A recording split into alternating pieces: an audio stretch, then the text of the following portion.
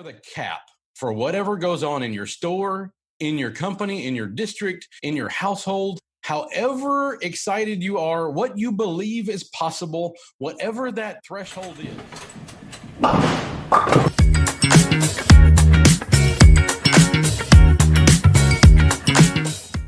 Hey team, Jim Cripps here with the Charge Forward podcast, coming to you from Hit Lab Studios here in Nashville, Tennessee.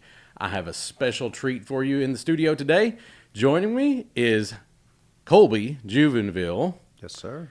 PhD, trusted advisor, coach, TEDx speaker, professor, Yeah.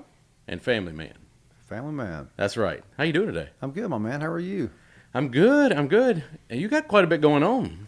I do, and I threw a fastball at you today. I brought my good friend with me all the way from down there in Winchester, John Hurst. He goes by John Hurst. He says I always say that wrong. But John and I met somewhere along the way, and we always talked about possibly doing a podcast. And so I said, I'm going to see just how good Jim is today, and I'm going to throw a fastball, maybe not get one in the gutter there for you. A little bowling analogy there. But John decided to come and join me, and he drove 100 miles up here, 100 miles an hour on the way up here. Made me really nervous, but we're here, and we're ready to make it happen for you today. Well, good morning, John. Good morning. Hope everything's going well. It's going wonderful. And if you're hanging out with this guy, you got to be a good dude. So That's you. right. welcome to the podcast. Thank you, sir. I'm glad to be here. That's right.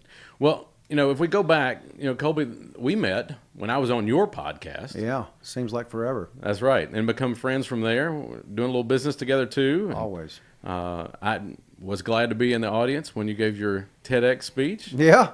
Well, you might have been one of the last ones there. I mean, the last speech of the day, 100 degrees. But I really appreciate you being there. I think that speaks a lot to you, it speaks to me about you and the kind of person you are, that you would take the time to come and be a part of that, because giving that TED Talk's a whole lot different than speaking to 1,000 people. I mean, you got to hit your marks, you got to deliver the mail, and it was a tough environment, but I said to myself, I got to do that. I got to get through it, and certainly you being there was important to me, so thank you. Well, it was fun. It was great to see you on the stage. Also, Virgil Herring Yeah. was on the same day. Of international fame now. Yeah. I mean, Verg's out changing the world and doing some cool things. That was a great experience, man. Learning how to hit the marks in that podcast. I mean, that TED Talk, and really how you frame it and how you deliver it. It's a special exercise, and I knew I needed to go through it to get to the next step. I think we all reach a ceiling of complexity. Mm-hmm. We all reach this place in our life where you got to do the next thing to have the next breakthrough. And so I was fortunate to get that shot and got through it, and was sick a little bit along the way, but made it through under some difficult circumstances and had a great time doing it. Yeah, I remember you didn't feel well, and there was the day after I got back from Honduras. So.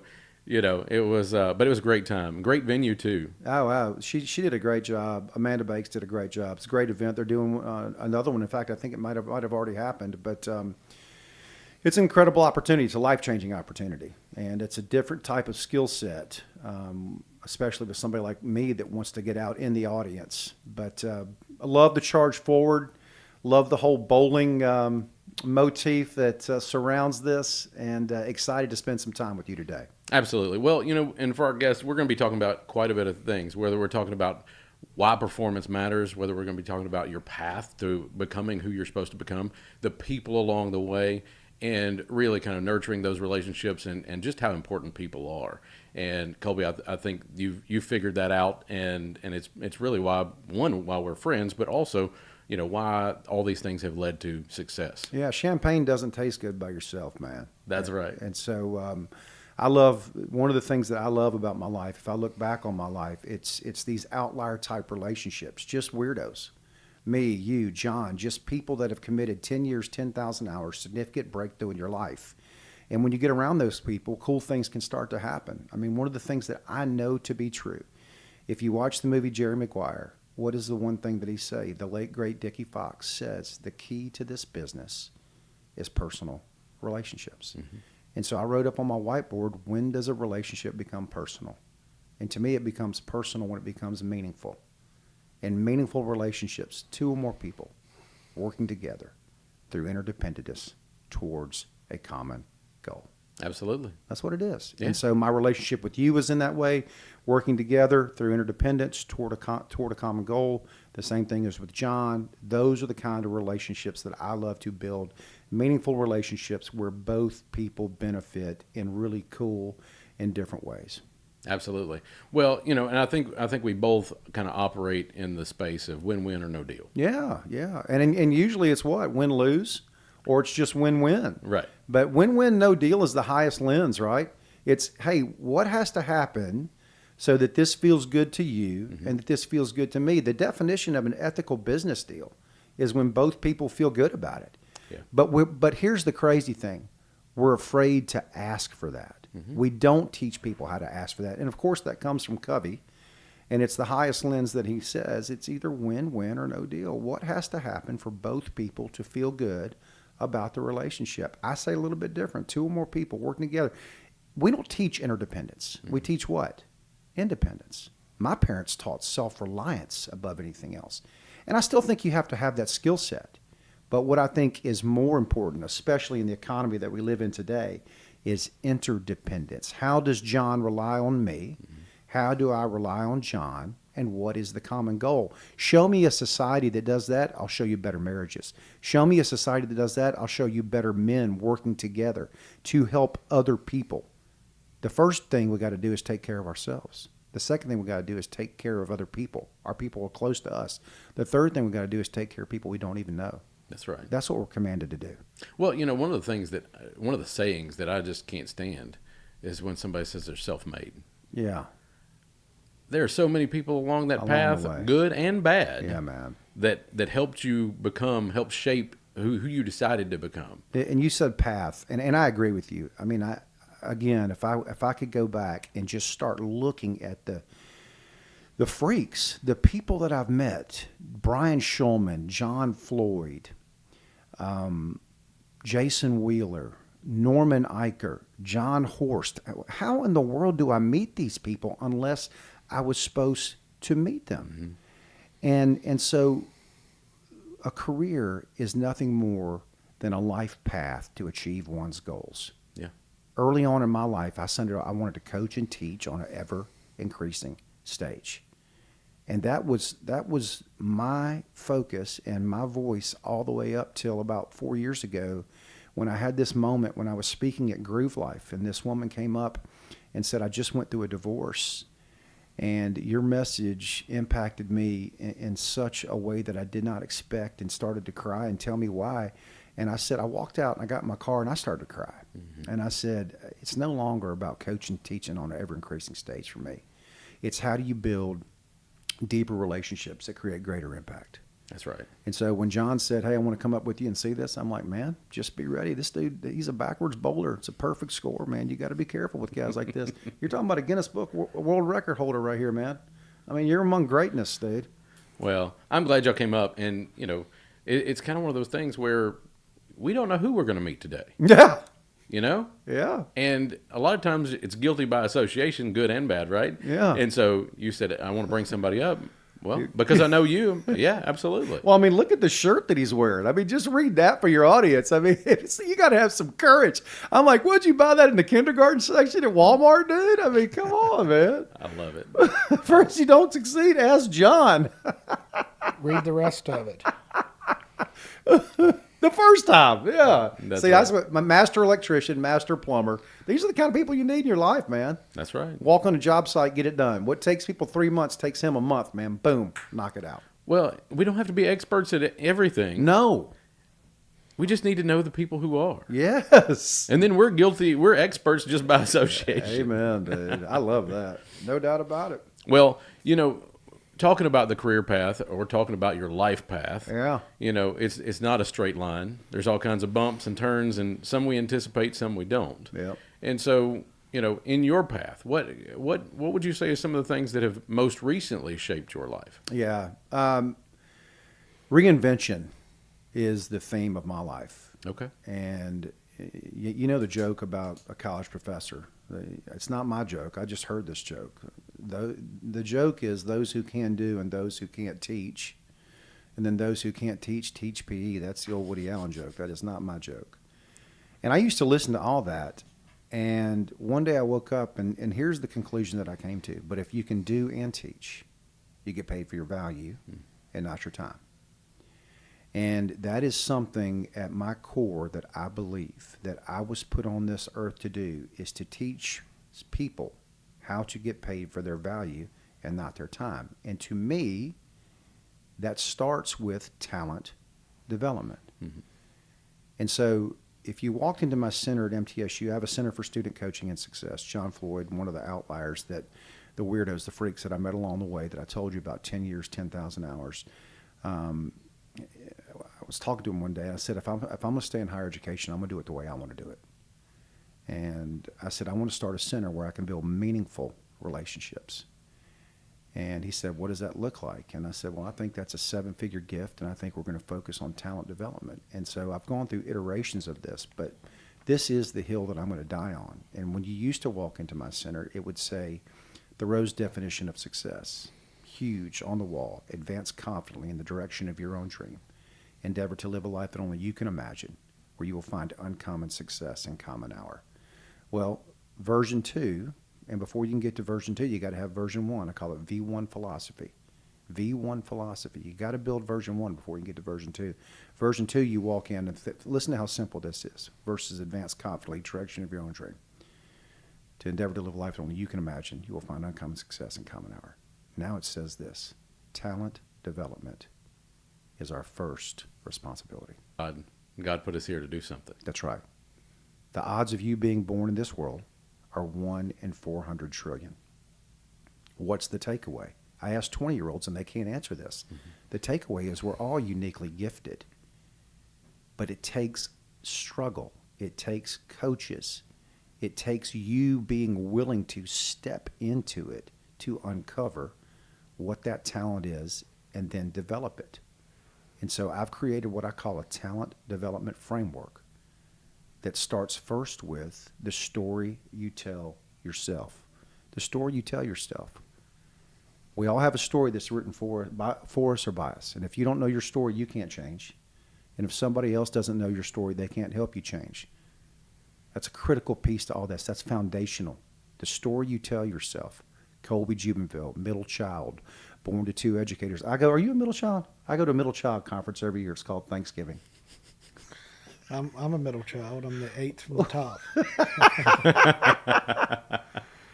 If you dig in and you really start, if we're really here to help other people, you got to know their story. Yeah. And it's the story they tell themselves. And we all have a story that we tell ourselves. My older brother did it first. My younger brother did it better. I'm my mom's 40-year overnight success. Still asking her at 52 if I'm good enough. Brene Brown, what does she talk about? Am I rich enough, strong enough, powerful enough, successful enough? Am I good enough? Developing talent starts with understanding the story you tell yourself. It's either written for you or by you. What I would want somebody to do when I sit down, I use Harrison assessment, and we use something called traits and definitions to uncover their life themes. When I took this assessment, my life themes were warmth, empathy, wants high pay, wants to lead, and influencing. And I'm like, is this thing inside my head? This is the story that I tell myself every day. Yeah. So it starts with the story you tell yourself. That's the first rung in talent development. So I'm going to spend the rest of my life doing 2 things: uncovering and developing people's talent and being a trusted advisor to those people. To kind of paint the picture for everybody out here, so you started as a coach. Yeah, a football team.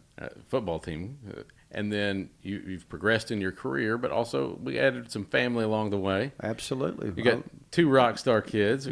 Thank you. We got Jack on the MTSU basketball team. Basketball team, yep. And then we got MB is on the dance team. I love that you know these things, man. It gives me chills, man. I mean, yeah, little MB, man. She's you got to watch out for her, man. She's the one she'll slap you. Just, I mean, if you come across her the wrong way, man, she is coming at you. Both those kids, I told Jack from a very early age, I said, I am going to treat you like an adult.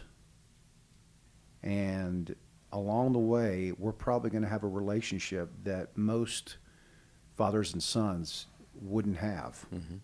But I promise you, when I hand the baton off to you, you will be able to run the race in ways that nobody else can. And as I sit here before you in the HIT lab at 52, and Jack is 22, and watched what he's done at MTSU, and I would have never guessed in a million years that both my kids would have gone to MTSU. It was not the story that I was telling myself. And what's so cool is I get to go out, to your point, I get to go out and I get to watch my son be part of a team, learn how to use adversity to accelerate growth, get specialized coaching. What's rule number one of talent development? Get around people better than you. What's rule number two? Become better than them in the ways that you're uniquely gifted. What's rule number three? Make the pie bigger. What's rule number four? Make the pie so big you can start the bakery. And I see that happening for them, and I love it. It's what I saw for them from a very early age, for both of them. And MB has found this little home in dance, and she's out there on the field. And I know we're going to talk about health, and she's part of that story as well. But they're thriving, man. Jack's getting a degree in finance, which, good Lord, I know I couldn't even pass the first class in finance. And MB is doing social media, electronic media, and they're thriving and they're happy. And I get them here with me during this stage of life. And it's exactly what you wish for them, right? Absolutely. For them to be happy, for them to be thriving. Yes. And so hats off to both of them.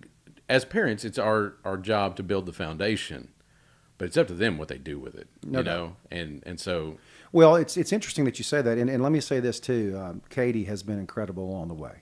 And boy, if you can handle Katie, you can handle just about anything. But the need for expectation, the need for achievement is taught.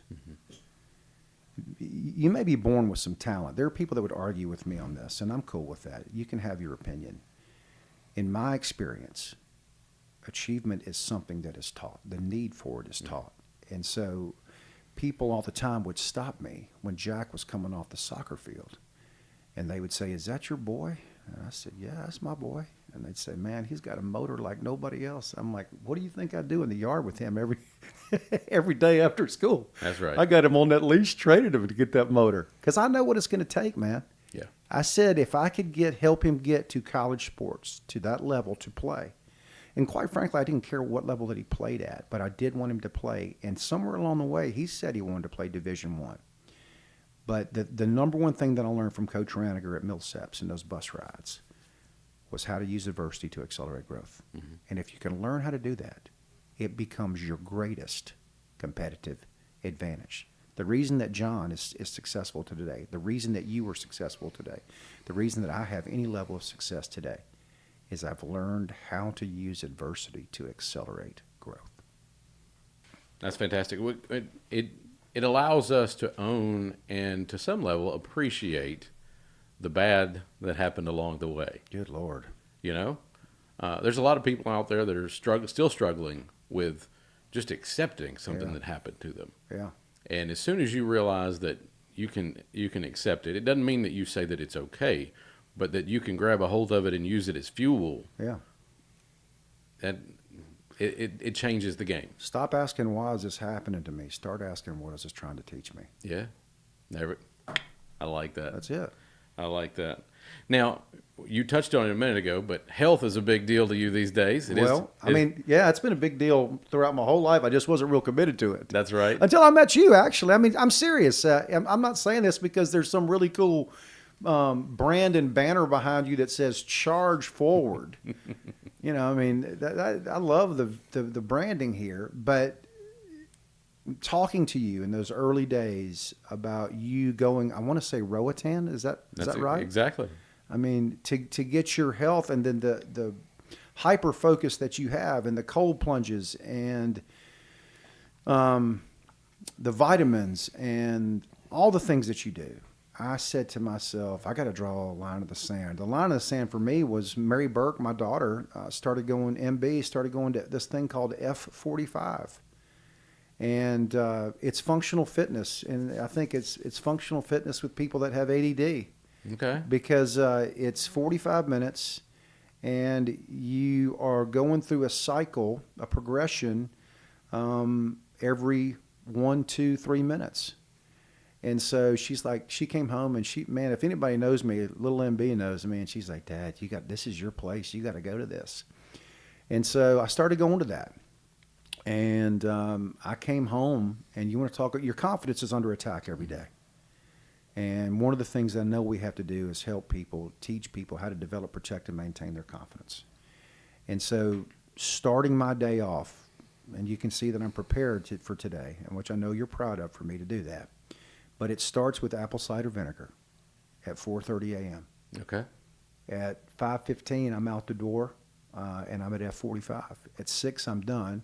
And usually he's calling me at like 6:15 to talk about what's got to happen for the day so that the 5 different businesses he owns will win for the day. And so there's client calls. And this is all before the sun comes up. Mm-hmm. And as the sun comes up, I'm going home, or I'm going to my next coffee meeting with my good friend Jason Wheeler, and moving into the next meeting, and the next meeting, and the next meeting. And so you look up, and there's just a series of private victories that happen through the day, and we know that private victories lead to public victories.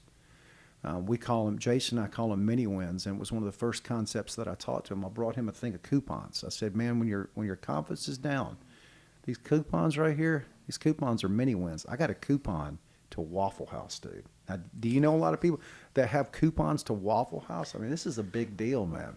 He goes, man, mini wins. And so when the chips are down, what do we say? Mini wins. But the mini wins start with the health. And for me, it was apple cider vinegar, F45, and then Restore. Mm-hmm. And Restore is something that I've been to in the last 2 years, and I started doing NADs.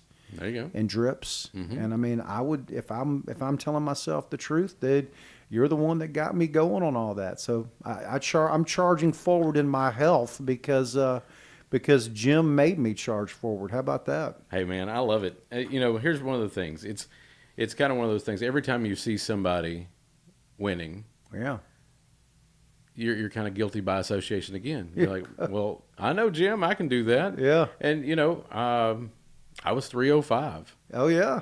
So as I sit here today, I'm 80, 90 pounds lighter. Yeah. Well, I had you beat by 15 pounds. So I mean, well, hey, I mean, we were the starting guard and tackle for the Tennessee Titans, I believe, at that kind of weight. So that's right. I feel great, man, and it changes your whole outlook.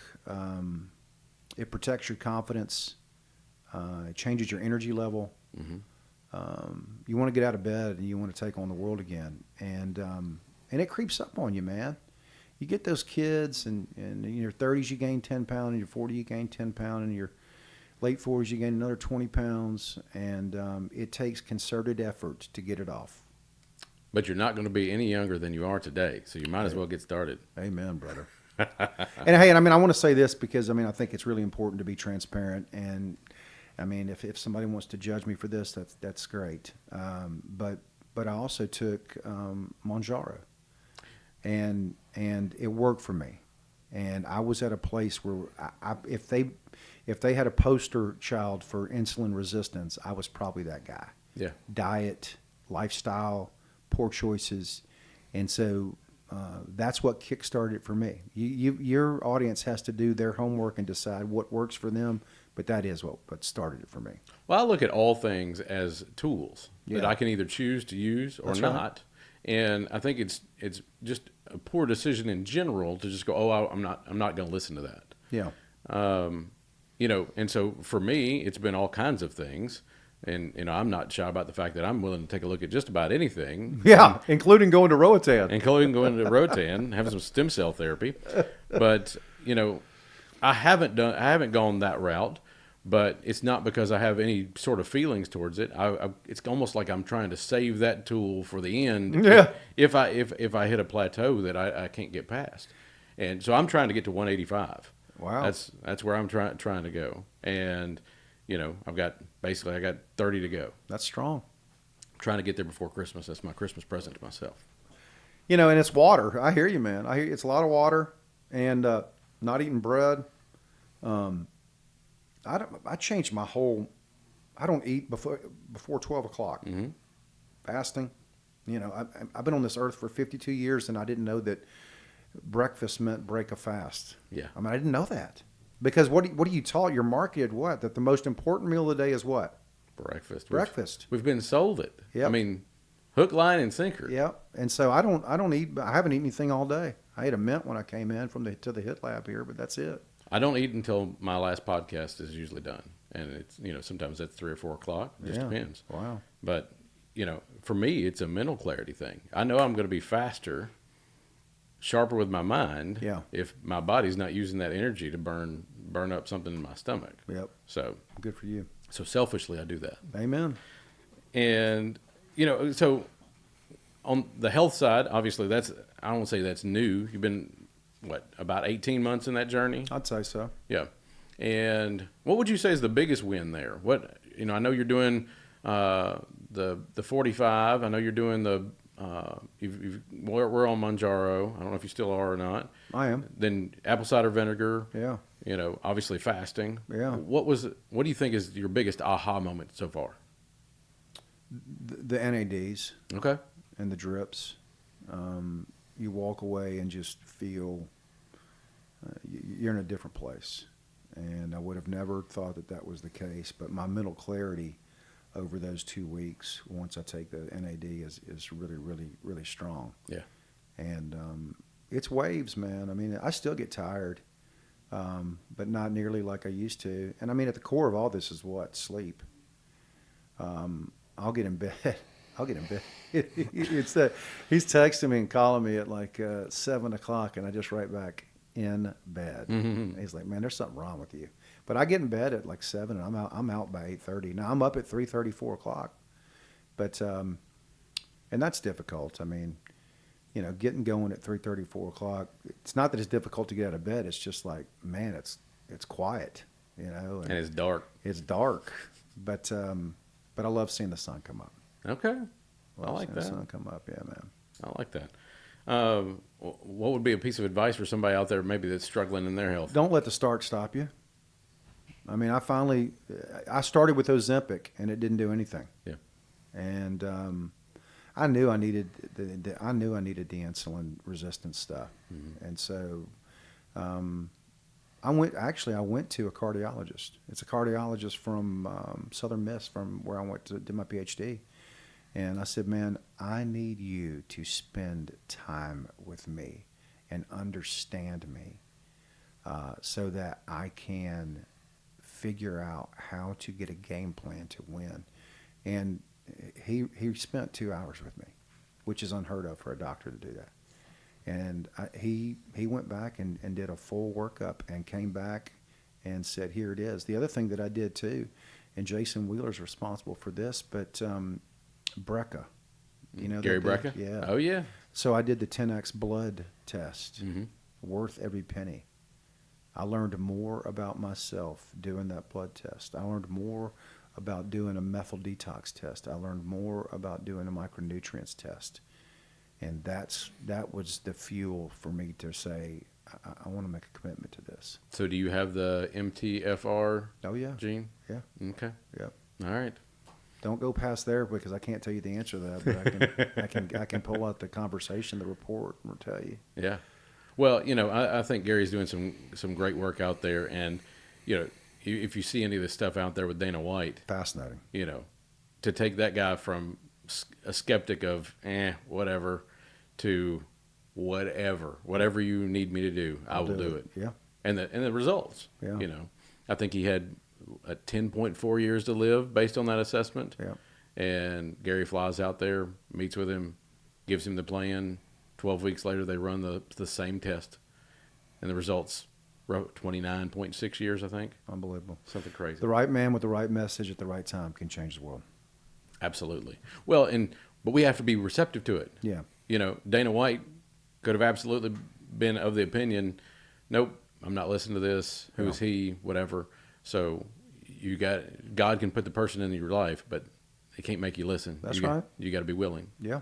So, Amen. who along your way has been a key part to helping you along the path? Yeah, well, I mean, it's the easy answer is John Floyd because he's been so good to me in my work at MTSU. But if I'm looking back at turning points, and certainly I don't want to diminish that. I mean, John continues to be a blessing in my life and in so many other people's lives. And on top of that, he's just a really fun, interesting cat to be around. Brian Schulman gave me a chance when nobody else would, just like John did. And I'll never forget what Brian said to me. He said, Colby, I got introduced to him through a lobbyist in D.C. He owns a software education company. Mm-hmm. And I told him the 5 things that I would do to make the products better. And he said, I'll never forget, Schulman was Pat Dye's favorite player at Auburn, walk-on that was an all-SEC punter-kicker. And he said, I don't mind you telling me my baby's ugly, but you're going to tell me how to fix it. Mm-hmm. And challenged me in ways that nobody else could. In fact, I remember I was sitting there. We were in the Lowe's Vanderbilt Hotel, and he asked me, this is probably 2010. It goes by so fast. He asked me, he says, what do you want to get paid to do this? And I almost gave him an answer, but I was so scared that I didn't. Now, I want you to think about this. For the first time in my life, at 40 years old, 39 years old, someone, no, it's even younger than that, 35 years old, someone asked me what I wanted to get paid versus what we teach most 35-year-olds to do, which is to walk in, interview, and they say, here is what we're going to pay you. I was so caught off guard by that I didn't answer, and thank God that I didn't, because I was thinking I was going to tell him $10,000, and let's just say that the number was 10 times that for this scope of work mm-hmm. that I needed, that I ultimately did for him. And he said, so I'm going to be clear with you. I'm going to pay you what you want to get paid. I'm going to be really clear about what I want you to do. I'm going to make sure you understand the timeline, and you better hit it. And if there's any problems, you better let me know. Because I'm here in this role to remove the problems so that you can hit the timeline and do what you say you can do. So he calls me in month 1. This is to build a whole suite of education online products. Mm-hmm. How's it going? I haven't heard from you. Oh, man, it's great. I've got nothing. I'm staring out the window. I got nothing. I'm staring out the window, staring at my computer. Month 2. Man, everything okay? Oh, yeah, man, you're going to love this. I have nothing. Nothing. Month 3 does it, and I call my mom because that's the only person you can call at that moment. And I said, you know how, like, I swim out to the deep end and I figure it out? And she said, yeah. I said, well, I've swum out to the deep end and I can't figure this out. Mm-hmm. And she said, so here's what I want you to do. Where are you? I said, I'm at home. And I told her the whole thing with Schulman and what I've been tasked to do and the scope of work. And she said, here's what I want you to do. I want you to close your computer and go outside and walk around. And I go, Mom, that's your advice? Close my computer and walk around? So I go and walk around. Still got nothing. Katie comes home that day from teaching 4th graders. Mm-hmm. And she has this flip chart. And she takes her books. I'm sitting there with my head in my hands at the kitchen table. And she slams down her books and says, I can't go back to that school another day. And when she does, this flip chart slides across the table. And I pick it up, and it says Bloom's Taxonomy for 4th graders. And I start flipping through it. I'm like, what is this? And she's like, well, it's how I engage 4th graders to learn. And so if you look at Bloom's Taxonomy, it's a system, a hierarchical system that shows you the steps of the lowest level learning and the highest level learning. Well, it's a framework. And the switch flipped for me. And I went back, shut the door, 2 hours, typed up the straw man, sent it to him. I said, here's what I got. He wrote back, this is why we paid you. This is exactly what the future of our company looks like. How soon can you get it to me? So what is the takeaway from that? That moment for me is where what crystallized for me is that people want frameworks. For sale, baby shoes, never worn. People want 4 things from work: opportunities to learn, grow in responsibility, contribute to others, be recognized. Frameworks provide structure, predictability, efficiency. And once I started to teach in frameworks, my teaching elevated. Yes. And the learning did too. Sure. And so, again, going back to that talent development, that was a moment where I was willing to lean in. And did I have a little luck that came along the way? Sure. I mean, I just wrote an article for Forbes, by the way, about 4 types of luck. And the first is plain luck. And I go through and I talk about proven luck and earned luck and all these different types of luck. But that set the stage for earning my luck and moving through that stage to now move into proven luck, where people call you because they want you to be part of the opportunity because of what you bring to the opportunity. Mm-hmm. And so frameworks, man, critical piece to all this. Well, I see this reoccurring theme, though, through each one of these is there's self and others, and bringing both of them together. No doubt, man. In harmony. 2 or more people working together, interdependence, Yep. common goal. I love it. Yeah, man. That's fantastic, man. And so whether we're talking about a mentor, or whether we're talking about somebody that just dives in, helps you through a problem, or a client that you're helping through a problem, what do you get most excited about? I always get excited about the relationship, man. And now Jack is 22, and he's texting me, he's calling me, he's saying, I want to be a part of this. You know, I've connected here recently with a guy named Bryce Mathis, and Bryce is doing some cool things in oil and gas. And we started a coaching call on Fridays, and I called it TGIF because I don't like when people say that to me. I just don't, dude. I don't like TGIF. I don't like to think of my weeks that way. Yeah. I think of my weeks in days, and there's 3 types of days. There's practice days where you're getting better. There's play days when you're getting paid, and there's rest days. And I don't care if it's a Friday, a Saturday, a Sunday, or any other day of the week. Those are the days. And so I called the call. The call is like a group of 22-year-old young hustlers. Mm-hmm. And we called it TGIF, and they just get a big kick out of that. And I'm like, well, y'all know what it is, man. It's that favorite day of the week, and one of them will scream out TGIF. And having Jack on those calls where he can learn from that and see how other people interact and then start to build that meaningful relationship, that's so much fun for me. Well, I love that you point out that there's practice days because, you know, it is hard sometimes as a coach to get business owners to understand that we do not practice on our customers. We do not practice on our clients. Yeah. You know, because that's a lot of them are flying by the seat of their pants. Yeah. And they're, we'll learn it on the fly. We'll figure it out. Yeah. When you do that, and I'm not saying that you can't win that way, but if you really want to get to that next level, you've got to be practicing beforehand. Absolutely. The preparation. If you want to make sure that your confidence is protected, the more that you feel like you're prepared and you can walk in and deliver the mail. I can remember early on in my career when I would say, can I pull the fire alarm? Can I run out the door? Can I hide underneath the table? Here's your speaker, Colby Jubenville. Well, now what I say to myself is, these people have no idea what I'm about to unleash on them. Oh, yeah. They're about to have a treat. They're about to get it. And I'm going to find the one in the audience that wants to fight me the most, and I'm going to make sure I'm the closest to them when I deliver the mail.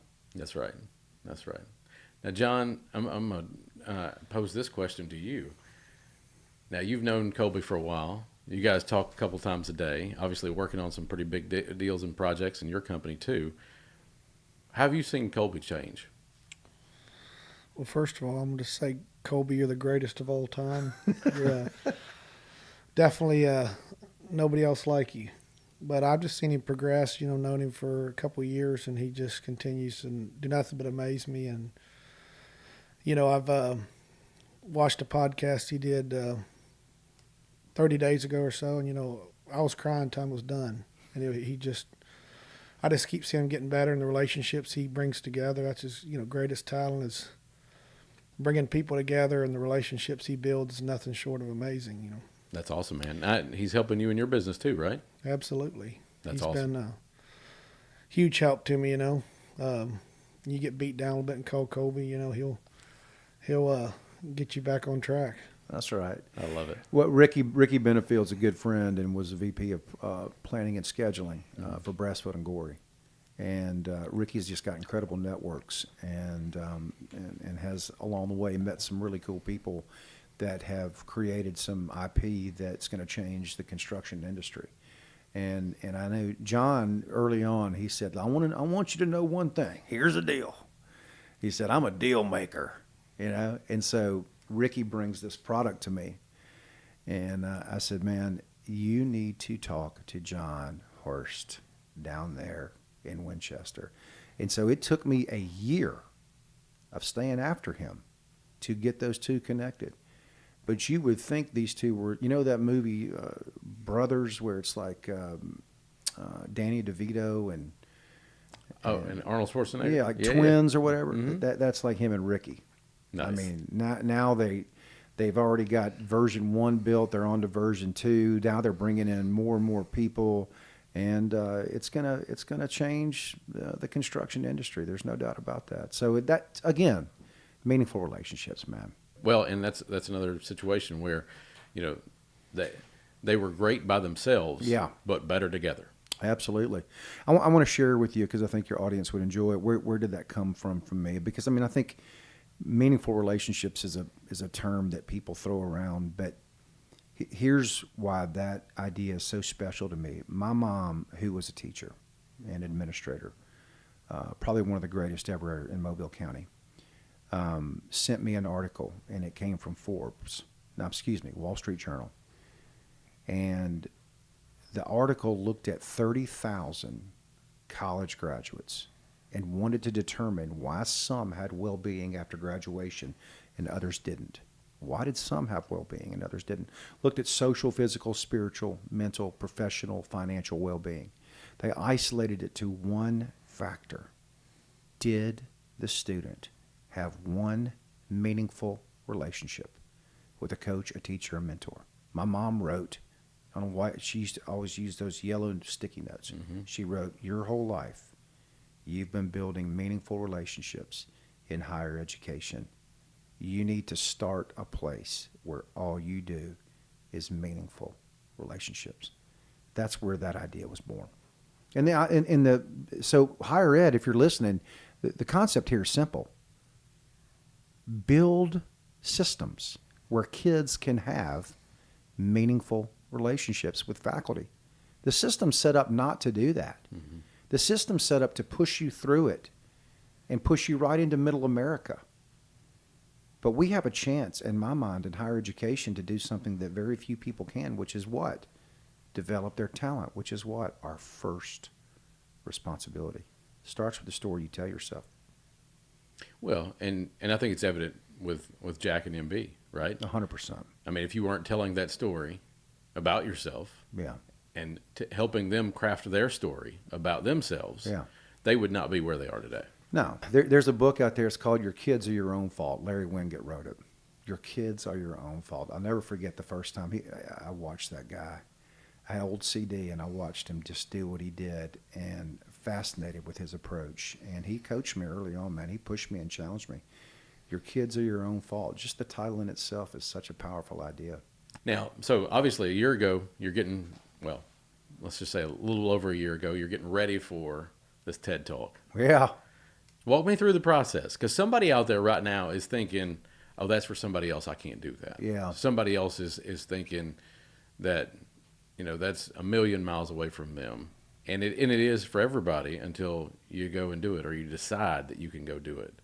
And I know we had a couple calls in between there as you were getting prepped and ready for it. Yeah. The way that you package up information and present it, and the conversations that we had were very helpful and instrumental. So I think having somebody that you can have as a sounding board is a critical piece to this.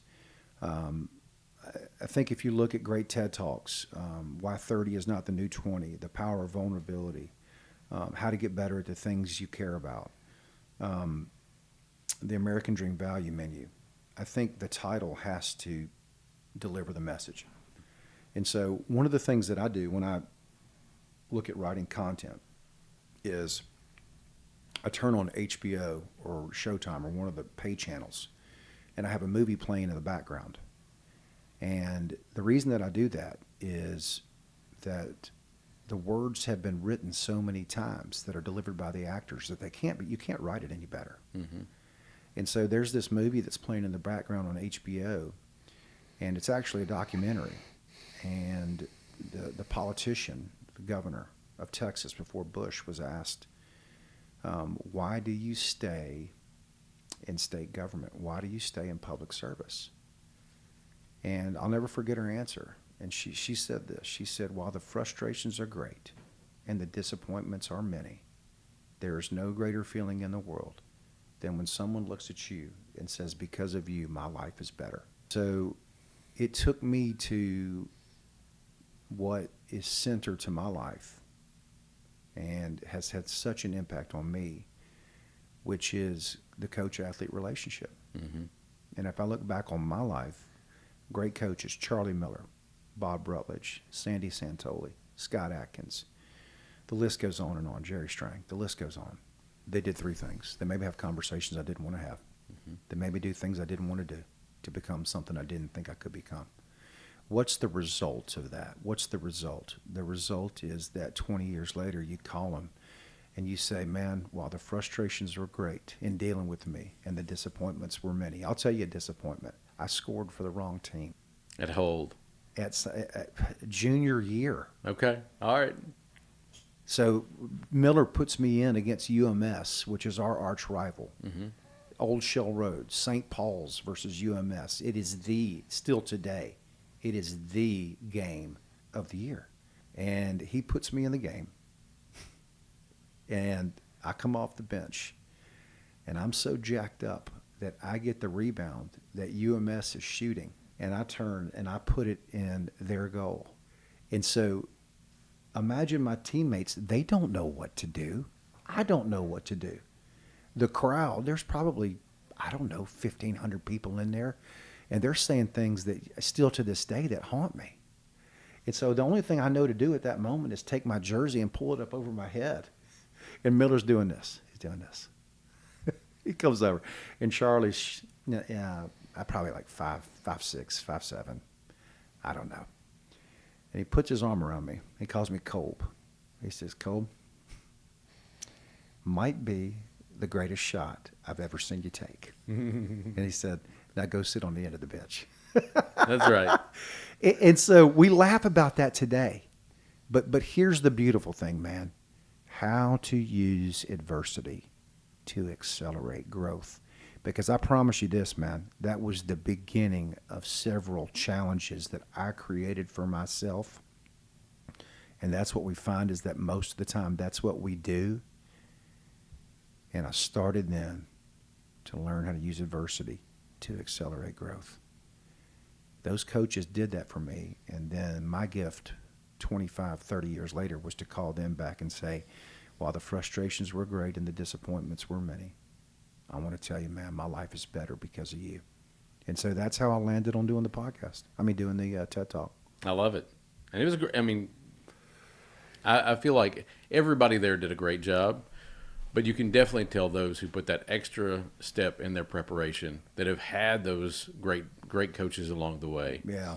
And I think one of the most powerful things that a coach does is we all get so stuck in our own mental gymnastics of all the possibilities that could happen, would happen, should happen, all those things. Yeah. And they simplify it and they go, the next step is Boom. X. Yeah. And here we are. We're off to the races. Yep. And sometimes we just need somebody to jar that loose from us and go, you know what, the next step is this. Yeah. And you need people around you that are willing to have that honesty because nobody needs a yes man. No. Norman Joseph, I started that football team in 1998 with no phones, computers, players, uniforms. Norman gave me $3,000 of his own money and sent a young coach to J.B. Grimes and Larry Zierlein. Zierlein invented the stretch, the modern stretch play. J.B. Grimes was at Texas A&M and had developed a short game inside the 10-yard line, 5-yard line, goal line. And I came back from being the worst offensive line coach in the country to being a really, really, really good offensive line coach because Norman helped me take the next step. And when I left there, Jim, and I walked into his office in tears because I'd burned myself out. 20 hours a day, 2 years, starting a college football team. We were 21st in the nation in our first year at one point. And I walked in there and I said, I just can't do this anymore. And he put his arm around me and he said, hey, man, the only thing I was here to do was help you take the next step. And I'll never forget that. And He knew that. He knew that. He's a world-class coach, man. Yeah. World-class. Well, and I think coaches that are really, really at that level, they get that that's their role. Absolutely. The good ones, the great ones do. Yeah. Yeah. Well, and I think that's why it's easy to kind of draw that correlation between business coaching and just coaching a sports team. Yeah. It's Jack Daly that says that the average business out there is not run as well as the average little league team. Yeah. And I think it's spot on because if you think about it, an entrepreneur, they charge out there, they're flying by the seat of their pants. Then they get one or two people that kind of go along with them. They believe the same thing, that can handle some things that maybe they can't. And that's kind of how a business evolves. That's how it starts. Yeah. But a little league team starts with, everybody has a role. Yeah. Everybody knows what the goal is. Yeah. And everybody knows what their part in that role is. Yep. And at some critical point where the entrepreneur can't hold on and white knuckle it anymore, they have to make that transition or they'll flame out. Yeah.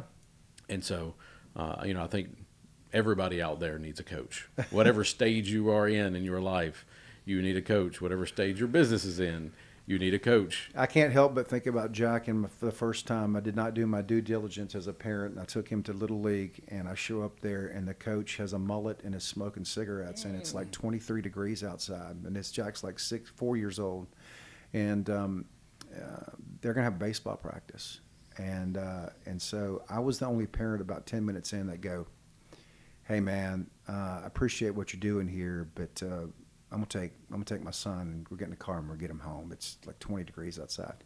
I'll never forget. He said to me, "If that's the way you want to do it to your son, that's your choice." And I said, "Yes, thank you. I'm gonna own this decision." 20 degrees, 4-year-olds baseball. Well, there's so many people in this world that will just go along with things that they know are not correct. Dude, I mean, we could have a whole podcast there's on a whole that. nother podcast right there. Well, okay, so since we're aiming down that one just a little bit, so shamelessly, I borrowed this from your podcast. Okay, it's the things we think but do not say. The future of our business. There you go. Yeah, in our 20s, they teach us to get in the game. Mm-hmm. In our 30s, they teach us to move up in the game. Mm-hmm. In our 40s, as adults, we know this. We try to stay in the game because those 30-year-olds are so good. And what I mean by that is the technology's passed us by. That's right. In our 50s, we finally say to ourselves, what is it that I really want? This happened to me. 2 years ago with Keith Grabowski, who I helped start a podcast that now has over 15 million downloads. We started talking about talent development, and I think that the education system needs to make a shift and look at talent development as their first responsibility. Ooh. We're trying to prepare people for an economy that doesn't even exist yet. The framework looks like this. Narrative, story we tell ourselves, emotional intelligence, #1 predictor of performance in the workplace. Pattern matching and pattern stacking, market-specific knowledge, growth mindset, personal brand, and personal relationships.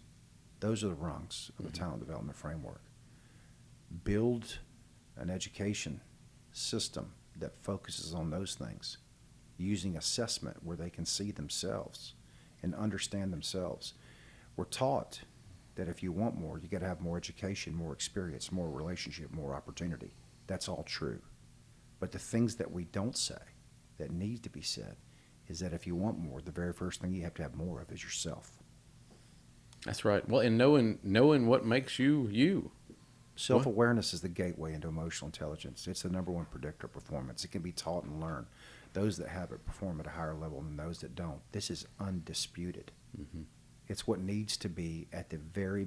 There is actually, and I have not slowed down enough to do it. There is a website out there, some dude a whole lot smarter than you and me, and you need to get this guy on your podcast. But he's got emotional intelligence for kindergartners.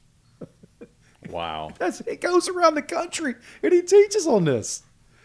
Well, and I do think that we have the education system as a whole is essentially grooming workers. Yes. Grooming people to go into existing opportunities, not create new ones. Yeah. And except for quals. Except for quals. So we have to talk about quals. Yeah. So Jeremy Qualls, for everybody who doesn't know him. You talk about charging forward. That's right. He runs the EIC down in Williamson County, Entrepreneur and Innovation Center, which is, keep me honest here, 9 through 12. 9 through 12 feeds all schools in Williamson County, and just secured $16 million to build a new facility that is bringing industry right into the fold. And started with, was it 20 million? What was the initial?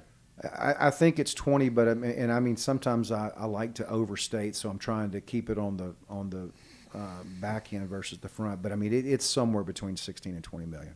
Well, and to be honest, what they're doing down there is they are fostering an environment where young entrepreneurs have a space to build those relationships, hone their skills, and really get a taste for what it is to start, run, and be a leader in business. Yeah. Well, to me, I mean, if I'm going to boil it down and do a little shameless plug here, I mean, it's talent development 101, man. I love it.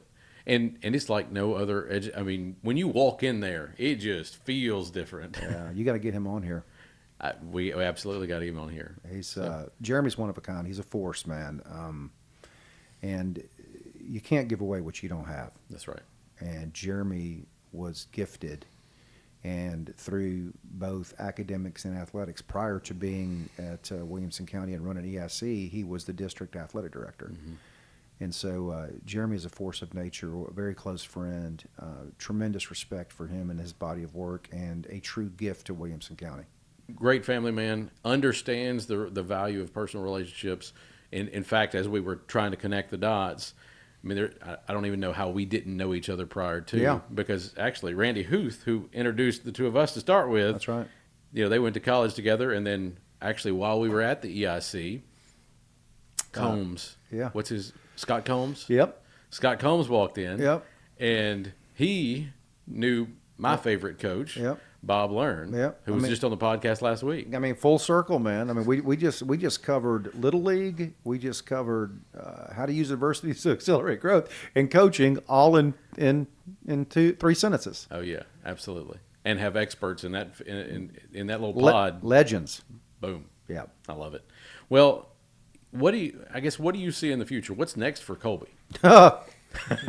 getting in a truck and going 100 miles an hour down I-24 and hoping I live. Man, I have never been more excited.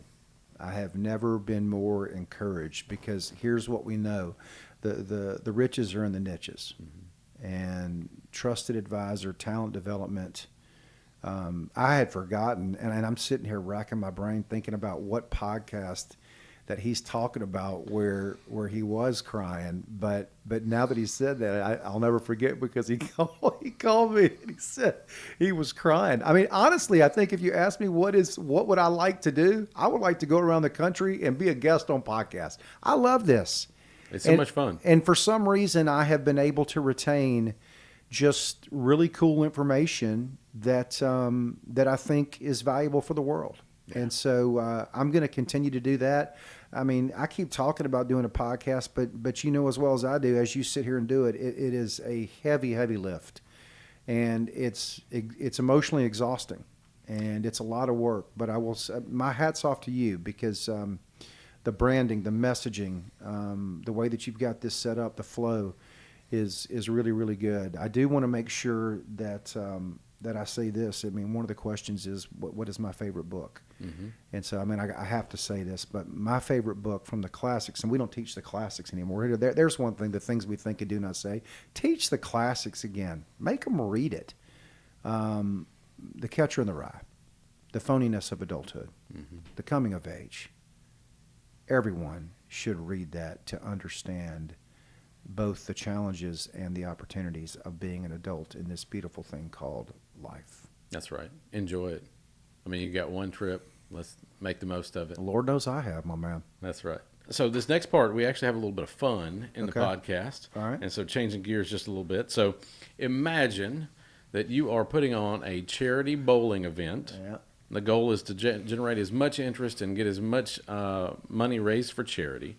And so you've got to be on the team, but you get to pick your 4 other team members and a commentator in order to just set this thing off. Oh, yeah. Who is it? Well, the commentator, that's easy. That's John Floyd. I mean, to hear that guy commentate bowling would be hilarious. But I would either call it Team Satisfaction or Team Mountain View. And, I mean, you know, John looks like a bowler. So, I mean, we got to have John leading us off. I mean, if I don't ask you, a world record holder backwards bowler, then I mean, I'm not winning. My friend Jason Wheeler, and he's a good friend in Klein. He's like 6'6", bald. So I mean, he would work. And then I think to bring it up, Sean Raceman, he was Mad Dog Mattis's XO, and he showed up at my doorstep one day at the center and said, "Can I come work with you?" And I said, "Dude, if you were lost in a palace in the Middle East with Mad Dog Mattis, I mean, surely to God, you can teach me some things." So that would be my 4. And he's in Williamson County. All right. I love it. I love it. What do you see as the biggest problem in the average business? The problems are always in 2 places, Mm-hmm. the people and the process. Start with the people. First who, then what? Yep. The people drive everything.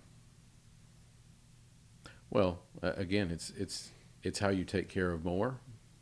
It's how you get to the next one. I mean, you know, all the things. It's these relationships. Dude, our brain scans for 3 things every day. Our brains wake up and the very first thing we want to do is solve problems. That's what the brain is hardwired to do. The takeaway for the leader is to say, how can we teach our people what problems they should solve? Every great business starts with solving a problem. Mm-hmm. The second thing your brain says every day when it wakes up, it says, is this a place that I'm loved, valued, and appreciated? And the third is this a place I can grow and develop? That's what your brain says. And if it says, no, this is not a place that I'm loved, valued, and appreciated. If this says, no, I can't grow and develop, the name of the book is called I Quit, But I Forgot to Tell Anybody. It's from the 1970s. Those quiet quitters don't have anything on the 1970s, man. They were quitting way back when, and they were loud about it. I quit, but I forgot to tell anybody. It's a real book. I believe it. I'm going to check it out. Yeah, man. All right. 2 truths and a lie. Yeah, see, I don't know what that means. So this is where you tell me 2 things that are true and 1 thing that's a lie in your order, and I've got to try to figure out which one is the lie. Oh, Jim. Okay, I'll try to do this. I don't like these kind of dinner party games, I'll be honest with you. I start to have a little social anxiety. Number 1 is I almost failed out of college my first semester, and my mom had to write a letter to the president explaining why I should stay. The second is that I was the High Point, which is the greatest swimmer in Mobile County at 8 years old, 9 years old. And the third is that my first car was a BMW, brand new. Oh, well, I think I'm going to go with the BMW being brand new. I mean, yeah. Yeah. But All right. you know me better than that. That's right. I can't come up with lies, dude. I don't know. How do you beat that game? I don't know, man. I've had some that come in here and I should have thought further about that. I might as well just throw I'm just going to to tell you the truth and let you decide what you want to think about that. That's right. That's right. Yeah, but my first car was a 1972 Ford Thunderbird. Okay. Rusted out floorboards. When I went over puddles, water would come up. My first one was a Cougar, so same body. There you go. The Cougar. That's right. All right. Last one. Yeah. How do you want to be remembered? Man, I mean, if you boil it down to one thing for me, every decision I've ever made, from the person that I married to the career choices, to how I've tried to live my life. And I'm not saying that I've gotten it right all the time, but the only thing that matters to me and how I want to be remembered more than anything else that I've done is my family. That's right.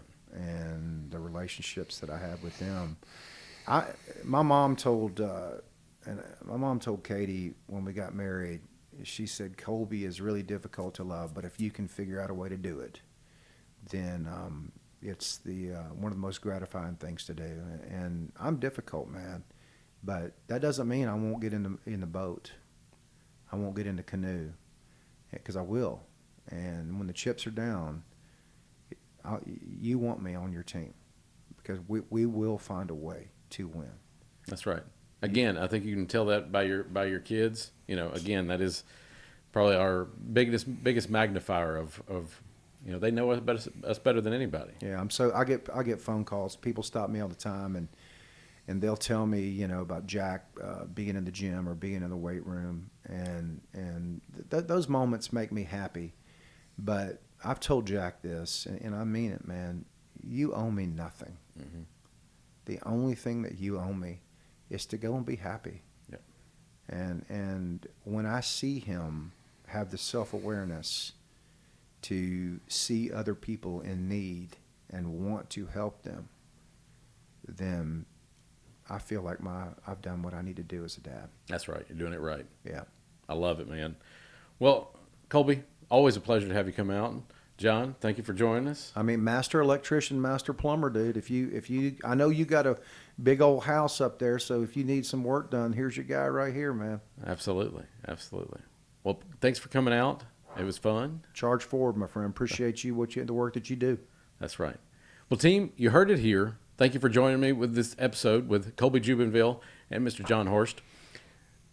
I hope you learned something. I hope you have a nugget that you can take and kind of plug into your world, where you can use this talent development, the framework, in order to help you better understand what you were put here to do and how to make the most of every single day and enjoy life.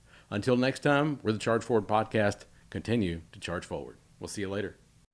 Team, thanks so much for joining us for this episode of the Charge Forward Podcast. Look forward to other amazing guests, and until next time, I'm your host, Jim Cripps. Special thanks, as always, to Nick Hyder and the creative team at Hit Lab Studios here in Nashville, Tennessee. Special thanks to our sponsors, Sense Custom Development and Charge Forward Solutions. Please be sure to like and subscribe.